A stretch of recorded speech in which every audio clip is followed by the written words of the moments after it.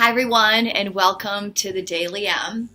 The last 2 weeks I had a great opportunity to spend time with the whole Chaudhry family.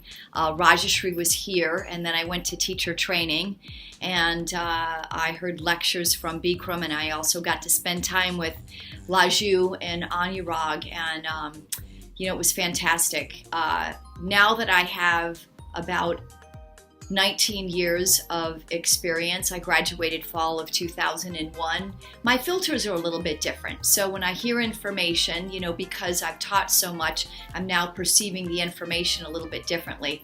So one of the things that hit me about what Rajashri talked about, and I alluded to this I think in another DailyM, was this idea that the yoga is not the postures. And she was pretty clear on saying that it's not a locked out knee or a flexed in foot or your head on the knee, or what have you in the posture. But what it is that you're gaining an essence, an overall essence that you acquire from the class, from using your body. And so you leave for your whole day, the next 24 hours, having this idea of how to live your life, this essence that you carry. And I think those of you that practice know what I mean. You just feel overall so much better. But along with that is something that Bikram didn't say, but just by watching his actions, I noticed. One of the things in the lectures that he alluded to was self-realization, and we talk about that a lot with the Bikram yoga practice. And in his mind, he did say that this yoga practice is using your body to reach your mind, and in fact, that is the first step towards self-realization.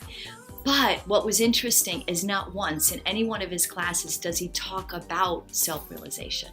He just talks about the body. He talks about the postures. He talks about the determination. He talks about the benefits and what you're getting. So case in point, there was a gentleman at teacher training that I happened to have at Posture Clinic, was a wonderful young man. They called him Vinny Barbarino, but he was from Finland and didn't look anything like Vinny Barbarino, for those of you that may know who he is. He was very soft-spoken. He was very smart. And he didn't know the postures all that well in terms of dialogue, and he wasn't all that great either in doing the poses. But he was humble, he was determined, he was putting in so much effort, and he had a big heart, and you could tell. So what was interesting is during class, Bikram picked on him, and balancing stick in particular, and really got him to stretch, and really got him to contract his muscles, and really got him to use his horsepower. Because one of the things that's interesting is that scientifically, we're not using all the power that we're made of, maybe 3%, when in fact we have 186,000 times 186,000 grams of power in us. So Bikram pulling it out in this gentleman in balancing stick posture, he was using every single ounce that he had and a little bit more. And while it was hard, what it was showing you is that over time you get better at it and it's not so hard. And then you've acquired and harnessed a little bit more of your power.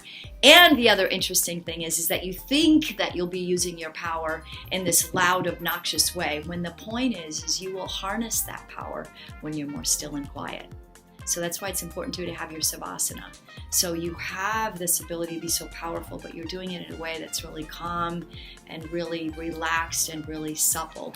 So interesting things like coming away from Rajashri and Bikram, knowing what we're doing in that room and gaining our power, but doing it in a way where we're very on task and very deliberate and very purposeful and meaningful and acquiring more intelligence, but carrying it in a way that has a sense of maturity.